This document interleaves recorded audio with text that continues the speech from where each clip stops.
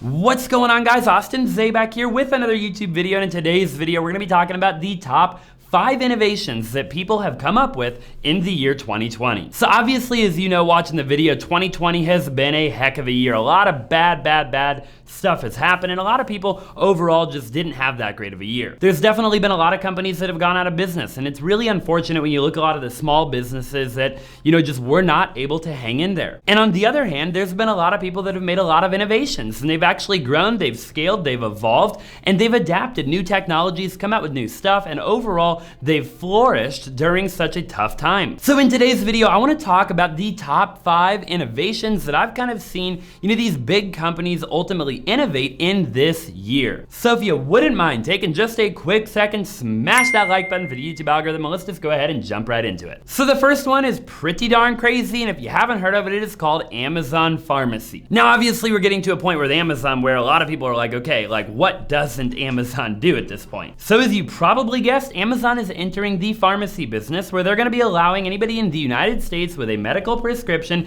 to go ahead and get their prescriptions refilled and have that delivered to their home. So this is an announcement that was really well timed if you think about it. I mean, right now Americans are really relying on getting their prescription medication delivered to their home because they don't want to have to go out in public as much and interact with people and run the risk of potentially getting infected. Now, obviously that shift could be permanent though, right? Because overall, as Americans, as a society, Americans are continuously getting lazier and lazier, and really people don't want to leave their home, right? They want to sit in the comfort of their house, on their couch, on their laptop, and they want to order whatever it is that they want to order, and they want to have it delivered, well, pretty much instantaneously at this point. Customers over the age of 18 are going to have access to the pharmacy this week in over 45 different states. Amazon Pharmacy will accept most forms of insurance, but they could offer savings to people without those forms of insurance as well in the near future. Is kind of what they're hinting towards. Customers can also use flexible spending accounts or health savings accounts to buy prescriptions on those services as well. So your doctor is going to be able to go ahead and send that prescription directly to Amazon Pharmacy, or a patient can go ahead and request a transfer from their existing pharmacy like Walgreens or CVS. So Amazon Prime members are going to be able to get free 2-day delivery. Now, they are saying that the first time you go ahead and get your medication, it could take up to 5 days just because of the medicine transfer. But if you don't have Prime and you don't want to upgrade to Prime, you can pay a one-time fee of $5.99 and then you can get the 2-day delivery. The medicines that Amazon Pharmacy is going to offer are going to be some generic and some brand name drugs. Amazon has said that they're not going to deliver Schedule II controlled substances. And Amazon actually said they will screen for potential drug interactions, okay? So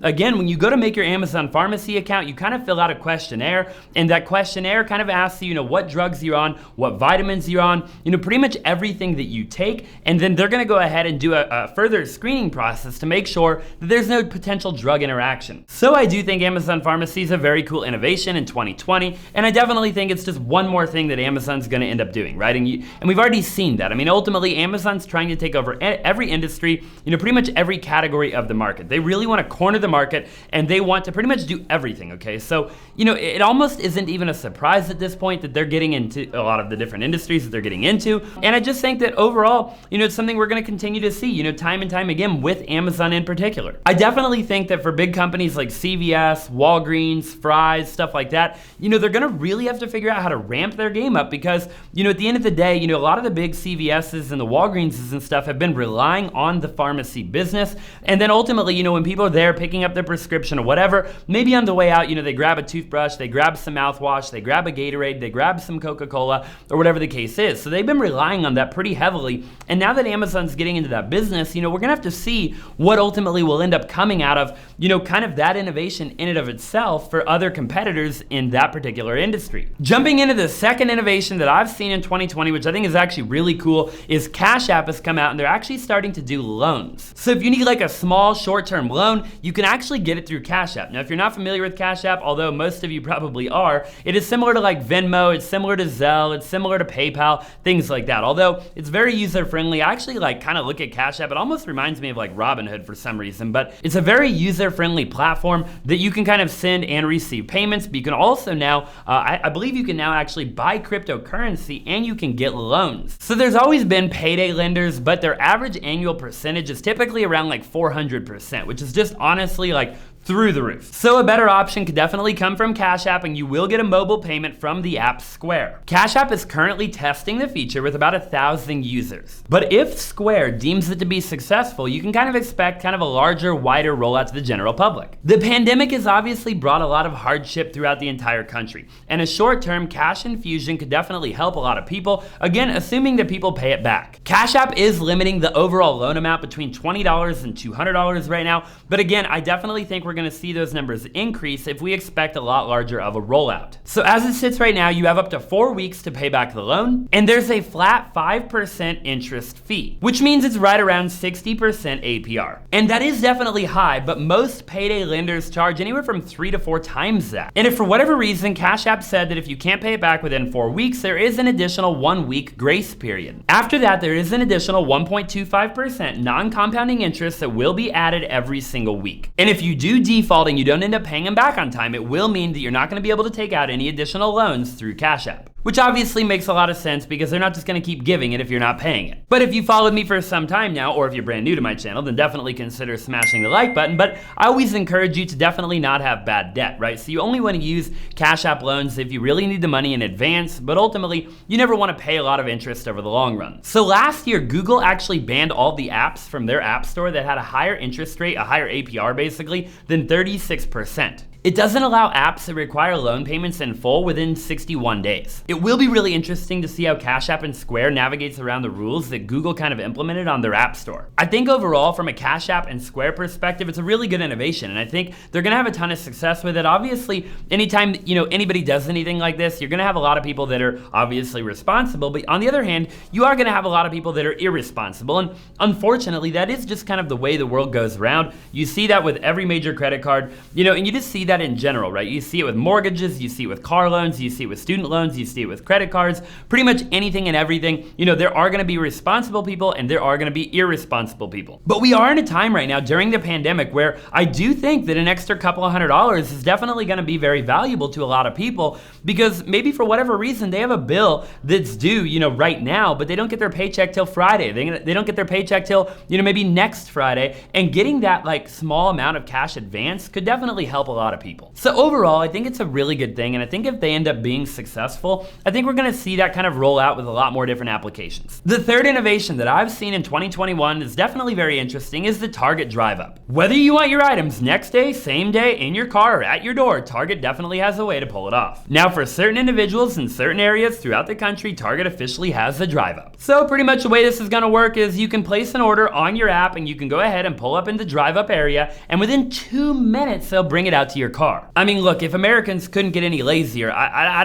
just don't know what to tell you, okay? So now, basically, we're training America to believe that they can place any order on the Target app, right? I mean, literally anything that Target sells, you can pull up in the Drive Up section, and they're expected to bring it out within 120 seconds. I mean, look, I don't even know if I can make it out of my car and run up to the Target where the door's open and get inside and back out to my car in 2 minutes, let alone actually buying an item, putting it in the car, checking out, and then walking back out. I definitely think this is gonna be really cool for a lot of the older generation, that maybe they don't wanna go inside, they don't wanna run any risks, they don't wanna do anything like that. They can just pull up, again, they can download the app. If they already have the app, then all of their information will be stored. They can order all of their groceries or anything they need, and again, literally within less than a couple of minutes, all of that will get brought out to their car. The states so far where they're implementing this are California, Arizona, Nevada, New Mexico, Texas, and Utah, and in all major cities of each one of those individual states. So Target's goal obviously was to make things very, very easy and very convenient for the consumer. They wanted to make it to where you could just literally drive up in your car, order whatever you want to order, everything gets brought out to your car, and you're on your way. So I really like Target. I think Target is a really good store. I ultimately think that a lot of women really like Target. I've met a lot of girls that love going to Target for whatever reason.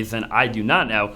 But, I do think Target's a really good store, and I do think that overall, the more and more that we see drive ups, the more that we see, things like Amazon Pharmacy, the more that we see kind of everything that we're seeing, right? All the innovations that we're seeing, the more and more that people aren't going to have to put a lot of thought into things anymore, right? With the click of a button, pretty much, people will do things for you. I mean, we're getting to that point where, as Americans, right, we're not having to go out of our way too much if we don't want to, right? And again, in the middle of a global pandemic, maybe it's a good thing, right? Maybe it's a good thing to ultimately have it to where you're not having a bunch of crowded stores. There's not a million people going into, Target and Costco and Walmart and all these different places, because you now have, things like the Target drive up, right? Things like Amazon Pharmacy, things like Amazon as a whole, right? And all of these delivery services where, people will bring you what it is that you want. And on top of that, I think it's actually really cool because I think it actually provides jobs. We look at, applications like Postmates and Uber Eats and Uber and Lyft and, Target Drive Up and all of these things. You got to remember that somebody's got to fulfill, right? Somebody's got to deliver it. Somebody's got to walk it out of the store. Somebody's got to drive it to your house. Somebody's got to fly the plane from, Texas to Arizona to, bring the product from one warehouse to another. And anytime we see an innovation like that, sure, maybe it does get rid of a job or two, but it also creates, hopefully 2 or 3 jobs. The fourth pandemic innovation is the Fitbit Flow. So Fitbit went ahead and introduced the Fitbit Flow, which is a low-cost emergency ventilator. And the big reason that they obviously did this was to really help the urgent global needs kind of during the pandemic that we're in. After seeing the global need for ventilators, Fitbit applied all of its expertise in advanced sensor development to create the ventilator that is now called the Fitbit Flow, which is an automatic resuscitator. Fitbit Flow builds on standard resuscitator bags, like those used by paramedics, with sophisticated instruments, sensors, and alarms, which work together to support automated compressions and monitoring. The device is obviously designed to be intuitive and simple to use, which potentially will help reduce the overall strain on all the specialized staff, who are typically needed to operate a commercial ventilator. The Fitbit Flow is actually significantly better, supposedly, than other emergency ventilators, because of the overall combination of all the features that it offers, combined with the low price that they're offering it at. No other emergency ventilator delivers all the attributes that the Fitbit Flow has to offer. The goal is to supply all of these devices to all of the healthcare systems throughout the world that do not have enough of the traditional commercial ventilators. So a lot of the bigger companies have obviously really innovated a lot of stuff throughout the pandemic. And again, it's a really smart business play, right? You see a need and you fill the need. I mean, in business, in America, when you look at like a capitalist economy,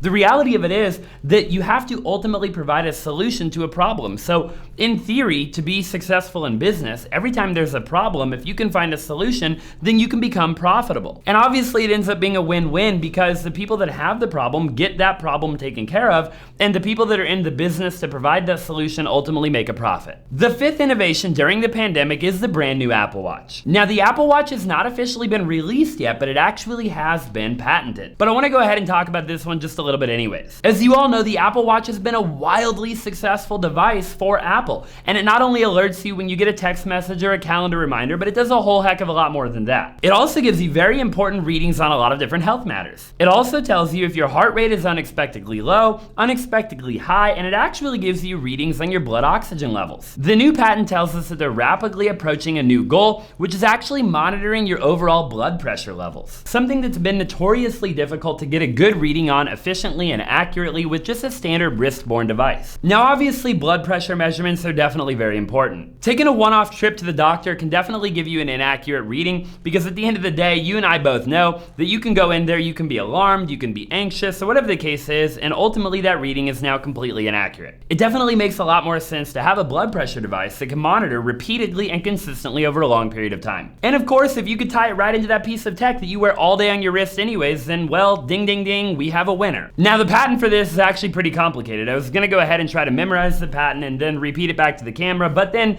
I really just decided that wasn't a good move, so instead I'm just gonna ask you to just smash the like button for the YouTube algorithm. You know what I'll do instead is I'll just go ahead and pop up the patent on the screen, and I'll just wait a minute for you to read it. But who are we really kidding? I mean, you really don't care about reading it anyway, so let's just go ahead and move on with the video. So obviously not all patents make it through the entire process to the point where we can actually use the actual product. And of course, if it doesn't meet Apple's standards, then they're definitely not gonna release it. But I will say, it is a really exciting thing at the end of the day. You know, Apple Watches have been widely adopted throughout the entire world. I actually own an Apple Watch myself. I personally love it. I take it into the steam room, I take it into the sauna, I take it to the gym. I pretty much take it with me everywhere. And I really do think think it is really cool that we're gonna be able to start monitoring a little bit more of our health stuff with the Apple Watch. Well, there you have it. Those are a couple of the different innovations that, a lot of the big companies have been working on during the pandemic. So if you've just been sitting at home since March, doing nothing, watching a bunch of Netflix and just chilling on the couch, then you might want to start thinking about going ahead and inventing a ventilator or an Apple Watch, or maybe some sort of drive up to where people can pull up in your front lawn, get a nice cool glass of lemonade, and go about their day. Because entrepreneurship is a beautiful thing, and at the end of the day, Warren Buffett says that when people are greedy, you want to be fearful, and when people are fearful, you want to be greedy. Now, I'm not saying that you should go out and be greedy, but what I am saying is that, at the end of the day, again, you can definitely provide a solution when a lot of people are having a lot of problems. So that's all I have for you. I really appreciate you watching the video. Hey, if you haven't already, I would really appreciate it if you would check out a couple of the links in the description down below, such as my brand new podcast that we just released. Definitely consider going and subscribing to that if you haven't already. And as always, I would really appreciate it if you would just smash the like button for the YouTube algorithm and consider subscribing to my channel if you haven't already. And I'll look forward to seeing you in the next video.